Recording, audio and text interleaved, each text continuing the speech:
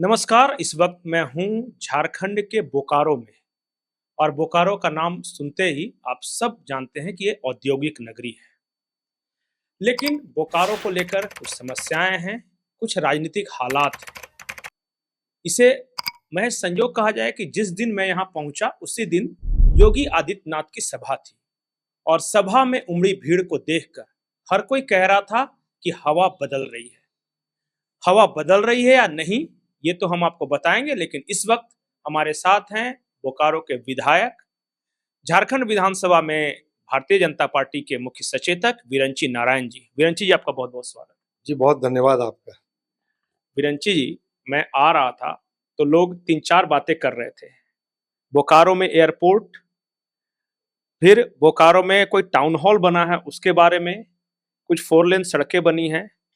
लोग कह रहे थे कि काम तो हुआ है, लेकिन जात पात के चलते अगर हारेंगे तो हारेंगे, नहीं तो काम के चलते नहीं हारेंगे। देखिए, मैंने बोकारो की जनता को अपना जनार्दन समझा, भगवान समझा। और 2014 के पहले के बोकारो और बाद के बोकारो में लोग यदि तुलना करेंगे तो आसमान और ज़मीन का महसूस होगा। मैंने एक ब्लूप्रिंट बनाया था कि आखिर हमारे शहर को चाहिए क्या, और उस ब्लूप्रिंट के आधार पे मैंने काम करना शुरू किया, जिसमें शहर को एक एयरपोर्ट चाहिए था, शहर में एक मेडिकल कॉलेज चाहिए था, शहर में एक बड़ा अस्पताल चाहिए था, शहर में एक भी टाउन हॉल नहीं था, एक टाउन हॉल चाहिए था। मेरे यहाँ 7 किलोमीटर की दूरी हटिया मोड़ से कनाइन से कुंडोरी जाता था चुनाव के दरमियान, तो सवा घंटा लगते थे। आज 10 मिनट में पहुँचा जाता है। तो ना इंफ्रास्ट्रक्चर था, ना सड़कें थी। 66 ऐसे गाँव थे जहाँ बिजली नहीं थी, पानी का घोर किल्लत था, विस्थापन एक अलग समस्या थी। तो मैंने सम्यक रूप से इस पर काम करना शुरू किया, और आपको बताते हुए अच्छा लग रहा है कि लोग कहने लग गए हैं कि विरंची है तो विकास है। 10 सालों में मैंने बहुत मेहनत के साथ न सिर्फ काम किया है, बल्कि व्यक्तिगत संबंध बनाए हैं लोगों से, व्यक्तिगत रिश्ते बनाए हैं। चास के लोग बोकारो नहीं जा पाते थे, बोकारो के लोग चास नहीं आना चाहते थे। एक पुल हुआ करता था जो घंटों-घंटों प्रतिदिन जाम रहता था, कोई बाईपास नहीं था। आज कहते हुए अच्छा लग रहा है कि आज एक बाईपास भी हो गया 4 लेन का, और गरगा पुल पे एक पुल और नहीं बल्कि लगभग 1.5 दर्जन पुलों का मैंने निर्माण करा दिया। तो काम बहुत हुए, इसमें कोई शक नहीं। और जहाँ तक जीत और हार का सवाल है, ये तो जनता जनार्दन है, जिसको अपना आशीर्वाद देगी वो विधानसभा पहुँचेगा। एक बात और, अभी व्यवसायियों के बीच आप थे। इस इलाके की एक खबर नेशनल मीडिया में सुर्खियां बनी थी। खबर ये थी कि व्यवसायी बोर्ड से अपना टेलीफोन नंबर हटा रहे हैं। ये शायद बगल के जिले की घटना थी। वो इसलिए कि उस फोन नंबर को देखकर व्यवसायियों से हफ्ता मांगा जाता था। देखिए, बोकारो में आप आप घूम रहे हैं, आप रांची से आए हैं, आपके इतने बड़े सब्सक्राइबर हैं, आपके 2 करोड़ लगभग सब्सक्राइबर हैं। झारखंड में भी आपके इस चैनल को बहुत लोग देखते हैं। आप पता करिए यहाँ लोगों से, आम जनता से पूछिए कि पिछले 10 साल में मैंने चंदे की राजनीति बंद कर दी है। मैं आपके चैनल के माध्यम से और सार्वजनिक मंचों से भी कहता हूँ कि मैंने 2 रुपया कभी चंदा नहीं माँगा बोकारो में किसी से। मैंने कभी रंगदारी नहीं वसूला किसी से, कभी हफ्ता नहीं वसूला किसी से। मैंने लोगों से मैं जो धनबाद में होता रहा है, धनबाद में जिस तरह से व्यवसायी अपना मोबाइल फ़ोन बंद कर लेते थे, बंद करना शुरू कर दिए थे। 10 साल में यहाँ उसकी नौबत नहीं आई, और बड़े प्यार से लोग रहे यहाँ। और मैं आपको फिर विश्वास दिलाता हूँ कि अगर जनता का आशीर्वाद मुझे मिला, तो आपके चैनल के माध्यम से बोकारो की महान जनता को मैं विश्वास दिलाता हूँ कि जैसे भविष्य, जैसे भूतकाल में 10 साल तक आप शांति से रहे, भविष्य में भी आपको कोई परेशानी नहीं। कई लोग ये भी आरोप लगा रहे थे कि विरंची जी ने शहर पे ज्यादा ध्यान दिया, ग्रामीण इलाकों पर कम ध्यान दिया। नहीं, देखिए, जो लोग ऐसा कह रहे हैं, ये उचित नहीं है। अब आप समझिए कि 250 किलोमीटर से ज़्यादा की नई सड़कों का निर्माण कराया, तो ये तो ग्रामीण सड़कें हैं। जो विस्थापित क्षेत्र है, वहाँ पे पहले लोग कहते थे कि मैं जब चुनाव अभियान के दरमियान जाता था, तो लोग कहते थे कि विधायक जी, आप विधायक बनिएगा, आप तो भाजपा के उम्मीदवार हैं, आप बताइए कि रोड का क्या हालत है। तो हम जब पूछते थे कि क्यों नहीं बन रहा है, तो बोले जो विधायक रहते हैं वो कहते हैं कि एनओसी बीएसएल नहीं दे रहा है। तो जब मैं विधायक बन गया तो मैंने तो सारी सड़कें बना दी। आज विस्थापित क्षेत्र की जो सड़कें हैं, 95% से ज़्यादा सड़कें बनकर तैयार हैं। आज विस्थापित क्षेत्र का कोई ऐसा गांव और टोला नहीं है जहाँ बिजली नहीं पहुंचा दिया। तो यही हाल है, पूरे विधानसभा क्षेत्र में सड़कों का जाल बिछा दिया। 66 ऐसे गांव थे जहाँ बिजली नहीं पहुंची थी और हर गांव और हर टोले में बिजली पहुंच गई है। तो ऐसा नहीं कि ग्रामीण क्षेत्र में हमने काम नहीं किया है। आज कई बड़ी पेयजल आपूर्ति योजना है।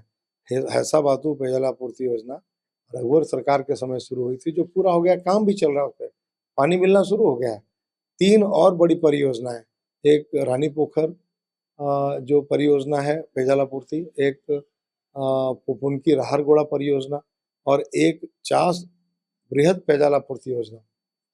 ये तीनों जो परियोजनाएं हैं, ये लगभग 400 करोड़ की परियोजनाएं हैं। अब ये परियोजनाएं आज मृत प्राय है, सिर्फ इसलिए कि राज्य सरकार का ध्यान कहीं और है।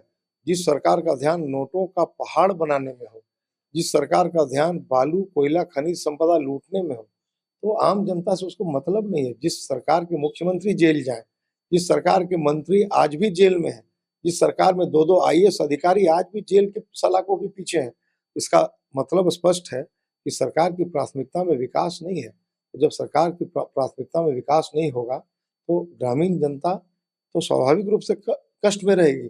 लेकिन मैं आपको विश्वास दिलाता हूँ कि मैंने बहुत काम किया है और जो भी और करना है, मेरे ज़हन में योजनाएँ हैं और मैं आपको विश्वास दिलाता हूँ कि सरकार मेरी बनेगी तो बोकारो का चतुर्दिक विकास होगा। आज योगी आदित्यनाथ जी यहाँ आए थे। वो किसी वीडियो का जिक्र कर रहे थे गुलाम अहमद मीर का। वो क्या घटना है? क्योंकि लोग कह रहे थे कि सांप्रदायिक ध्रुवीकरण की ये कोशिश है। क्या है वो पूरा? देखिए, योगी जी ने 2 बातें कही। योगी जी ने जो सनातन समाज है, जो हिंदू समाज को उन्होंने सावधान किया। उन्होंने कहा कि देश इसलिए बटा टुकड़ों में कि हम बटे हुए थे और उन्होंने कहा कि हम बटेंगे तो कटेंगे। और मैं तो उससे 2 कदम आगे बढ़ के कह रहा हूँ कि आज नहीं, उन्होंने कहा कि हम बटेंगे तो कटेंगे और मैं तो कह रहा हूँ कि अगर आज नहीं कटेंगे ना, तो 20-25 साल बाद कटेंगे, लेकिन कटेंगे यदि सावधान नहीं रहे तो। और मैं कहता हूँ कि योगी जी ने स्पष्ट संदेश दिया है कि बंटो मत, नहीं तो बचोगे नहीं। और दूसरी बात उन्होंने कही थी कि जो कांग्रेस के लोग गैस सिलेंडर की बात करते हैं कि अजमीर ने कहा था, कांग्रेस के जो प्रभारी हैं, मीर ने कहा था कि हमारी सरकार बनेगी तो 450 रुपए में गैस सिलेंडर दूंगा और ये सिलेंडर हिंदू को भी दूंगा, मुसलमानों को भी दूंगा और जो घुसपैठिए हैं उनको भी दूंगा। चुल्लू भर पानी में डूब के कांग्रेसियों को मर जाना चाहिए। श्वेता सिंह जी कांग्रेस की नेत्री हैं, उनको जवाब देना चाहिए कि क्या आप बांग्लादेशी घुसपैठियों को सिलेंडर देने के पक्ष में हैं 450 रुपए में? भारतीय जनता पार्टी का स्पष्ट दृष्टिकोण है और मैं आपको भारतीय जनता पार्टी के राष्ट्रवादी कार्यकर्ताओं के माध्यम से स्पष्ट कहना चाहता हूँ, कांग्रेस को चेतावनी देना चाहता हूँ और मैं साफ-साफ कहता हूँ कि आप यदि ये सपना देख रहे हैं कि वो दिन आएगा और आप 450 में सिलेंडर बांटेंगे, वो दिन आने वाला नहीं है। जिस तरह सूरज का पूरब में उगकर और पश्चिम में डूबना सत्य है, वैसे ही यहाँ भारतीय जनता पार्टी का सरकार बनना भी सत्य है। जिस दिन कांग्रेस ने 450 में सिलेंडर देने की बात सोची, हम तो घुसपैठियों को सोची, घुसपैठियों को 450 में सिलेंडर देंगे। हम तो चाहते हैं, हम तो राष्ट्रवादी लोग हैं, हम तो उनको खदेड़ेंगे, हम उनको मार भगाएंगे बांग्लादेश। यहाँ के संसाधन पर पहला अधिकार झारखंडियों का है, झारखंड के लोगों का है, जो झारखंड में रह रहे हैं उनका अधिकार है। जो हमने ये देश हमारा है, ये मिट्टी हमारी है और हमारे धमनियों में यहाँ का जल रक्त बनकर बह रहा है, हम इसे बर्दाश्त नहीं कर सकते। मीर कश्मीर में जो आग लगा रहे हैं, आज कश्मीर फिर से जलने लग गया है। आज अलगाववादी जो शक्तियां हैं, जैसे ही वहां पे जब तक राष्ट्रपति शासन था और गवर्नर रूल था, कश्मीर शांत था। यही वो लोग हैं जो लोग फिर से पत्थरबाजी और आतंकवादी गतिविधियों को बढ़ाना शुरू कर दिए हैं। झारखंड अगर जला तो मीर जैसे लोगों की भूमिका से और कांग्रेसियों की भूमिका से झारखंड जलेगा, नहीं तो झारखंड हमारा बहुत शांत है। ये बिरसा मुंडा, सिद्धू कानू, चांद भैरव को भूल गए, ये तिलका मांझी बाबा को भूल गए, ये फूलो झानो को भूल गए।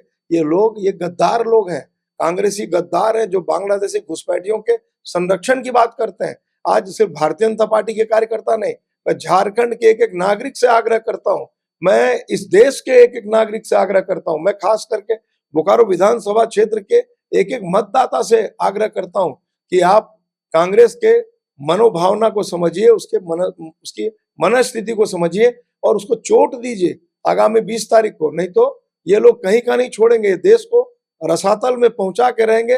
देश रसातल में ही पहुंचाएं, उसके पहले इनको बंगाल की खाड़ी में पहुंचा डालिए। आप हिंदू एकता की बात कर रहे हैं, लेकिन कैसे होगा हिंदू एकता? वो तो जातिगत जनगणना की बात कर रहे हैं, फॉरवर्ड बैकवर्ड ओबीसी वगैरह की बात कर रहे हैं सबको।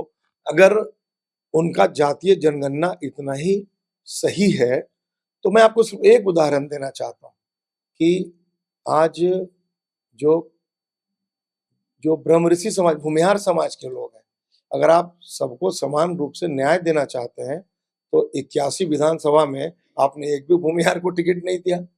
आप, मैं एक उदाहरण के तौर पे कह रहा हूं कि आपने एक भी नहीं दिया। तो भाई ये सारी की सारी बातें ये फरेब है, ढोंग है, ये देश को बांटने की साजिश है।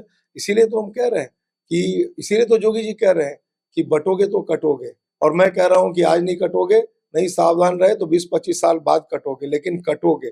इसलिए हिंदू समाज को सावधान रहने की आवश्यकता है। बहुत बहुत शुक्रिया विरंची जी, बहुत धन्यवाद। तो ये बोकारो के वर्तमान विधायक विरंची नारायण थे। इनका कहना था कि समाज को सावधान रहना चाहिए, जाति के आधार पे नहीं बटो, और अगर बटोगे तो बांग्लादेश में जिन्हें मारा जा रहा है कोई जाति पूछ कर नहीं मारा जा रहा है, वहां मारा जा रहा है सिर्फ ये जानकर कि ये हिंदू है। कोई नहीं पूछ रहा है कि वो दलित है कि ओबीसी के है, सवर्ण है। लेकिन यहाँ पे हिंदुओं को बांटने के लिए तरह तरह के प्रपंच रचे जा रहे हैं, और बोकारो में भी इस तरह की चर्चा है कि कास्ट में बांटकर हिंदुओं के रखो ताकि कोई जीत सके। यही मैसेज था। देखना यह है कि 20 तारीख को जब बोकारो में वोट पड़ेंगे तो वो सनातन एकता के नाम पे पढ़ते हैं, राष्ट्र के विकास के नाम पर पढ़ते हैं, या फिर जाति के नाम पर पढ़ते हैं। 23 तारीख को परिणाम आने वाला है, पता चल ही जाएगा। नमस्कार।